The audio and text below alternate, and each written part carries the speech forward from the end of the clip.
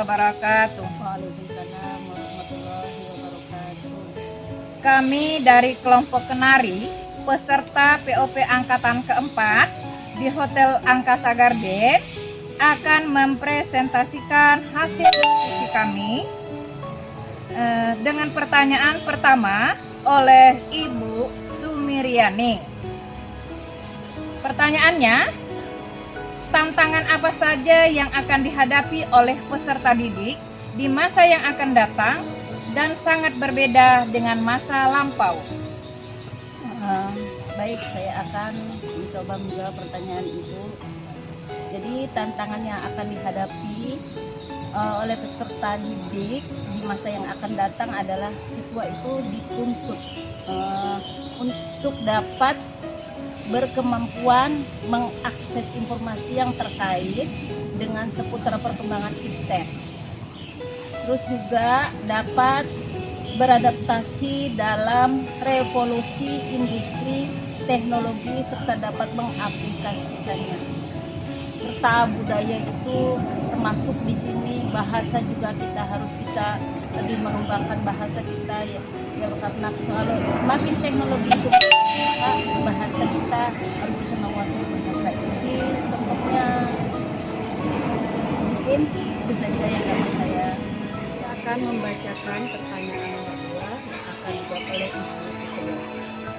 Apakah cara belajar tradisional dengan pola guru ceramah di depan kelas, peserta didik diberi PR dan ulangan atau hujan saja seperti video YouTuber berjudul Proses Belajar Indonesia atau cukup untuk menghadapi tantangan masa depan? Bagaimana dengan cara belajar Fitri dan kawan-kawan? Baiklah, saya akan menjawab pertanyaan dari cara belajar seperti itu tidak cukup untuk menghadapi tantangan masa depan. Karena hanya berupa ceramah atau teori saja, tidak berupa secara nyata atau langsung dipraktikkan pada pembelajaran.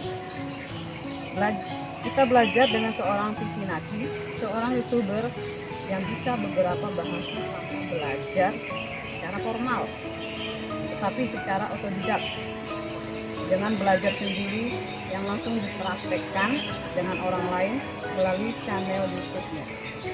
Di sini kita bisa melihat bahwa waktu belajar tidak harus di tempat dan waktu yang sama, tetapi bisa disesuaikan dengan kecepatan pendapatan anak dan gaya belajar anak. Ketiga, yang dijawab oleh Ibu Masna. Jika cara tradisional tidak cukup, apa saja yang harus dilakukan oleh para pendidik dalam menyiapkan para peserta didik menghadapi tantangan masyarakat 5.0? Baik, saya akan menjawab pertanyaan ketiga. Untuk menghadapi tantangan masyarakat 5.0, maka perlu persiapan bagi peserta didik untuk mampu mengupdate informasi, digitalisasi, dan harus terbiasa dalam memecahkan proses belajar mengajar berlangsung, di mana pendidikan hanya jadi fasilitator, motivator untuk peserta didik agar bisa berkreasi dan mampu berpikir. Yang keempat, yang akan dijawab oleh Ibu Hairunisa. Bagaimana pendapat Anda tentang apakah yang dilakukan dua anak SD dalam YouTube berjudul Our Campaign to Ban Plastic Bali Bags in Bali? Apakah ini contoh implementasi pendidikan pada masyarakat 5.0 dan mengapa?